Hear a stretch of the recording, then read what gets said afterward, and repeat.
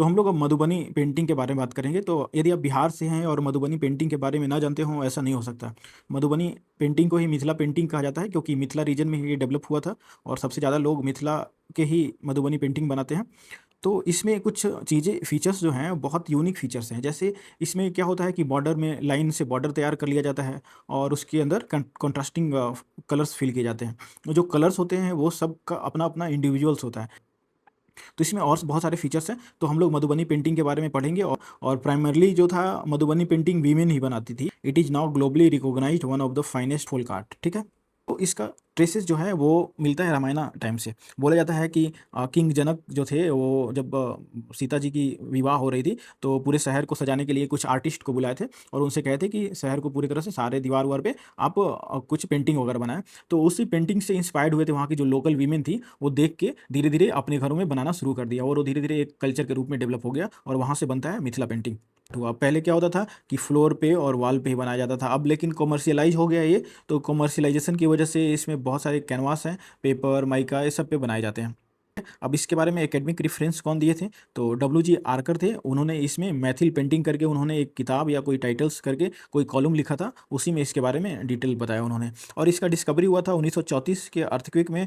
Earthquake के damage से कुछ चीज़ें जो घर वर टूटे थे उसका एनालाइज कर रहे थे, तो मैथिल पेंटिंग के बारे में पता चला था। तो अब इसके कुछ फीचर्स के बारे में बात करेंगे। तो फीचर्स क्या था? पहले तो ये फ्रेस्कोस के तौर पे बनाए जाते थे, मतलब वॉल के ऊपर बनाए जाते थे, लेकिन अब इसको मिनिएचर फॉर्म में भी बनाया जा रहा है। अब इसमें जो लाइनिंग होते हैं ना, इंट्रिकेट लाइन ड्राइंग्स होते हैं। जैसे मछली बना रहे हैं तो मछली का बॉर्डर तैयार किया जाएगा आपका लाइन से, उसके बाद उसमें डिफरेंट कॉन्ट्रास्टिंग कलर फिल किया जाएगा। तो इस तरह से होता है। तो इंट्रिकेट लाइनिंग्स होता है इसमें, ड्राइंग्स होता है। उसके बाद वाइब्रेंट कॉन्ट्रास्टिंग कलर, उसके बाद हॉरिजेंटल एंड वर्टिकल सेक्शन होता है। इसमें डिफरेंट सब्जेक्ट्स को शोकेस करते हैं और जो पैटर्न्स होते हैं वो ज्योमेट्रिक बेस्ड होते हैं। फेमस पेंटिंग एंड पेंटर्स के बारे में बात करें तो सीता देवी हैं, जगदम्बा देवी हैं और जगदीश चंद्र झा हैं। उसके बाद प्रेजेंट स्टेटस के बारे में बात करें तो ग्लोबल रिकॉग्निशन मिल चुका है। ये जापान में भी आपको दिखेगा, जर्मनी में भी दिखेगा, फ्रांस में भी दिखेगा। जीआई टैग इसको 2007 में दिया गया था। डिपिक्शन ऑफ रेलवे स्टेशन और मेट्रो में भी आप अभी हाल फिलहाल में देख सकते हैं मिथिला पेंटिंग को दर्शाया गया है। अच्छा, अब इसके कुछ लिमिटेशंस बताए गए हैं। जैसे कॉमर्शियलाइजेशन की वजह से जो इसका ओरिजिनलिटी था ना, वो था कि वॉल के ऊपर बनाना है, कोहबर हो गया, भरनी, ये सब वॉल के ऊपर, लेकिन अब कैनवास के ऊपर भी बनाए जा रहे हैं। उसके बाद इसमें एक कास्टिज्म का भी थोड़ा सा टच आता है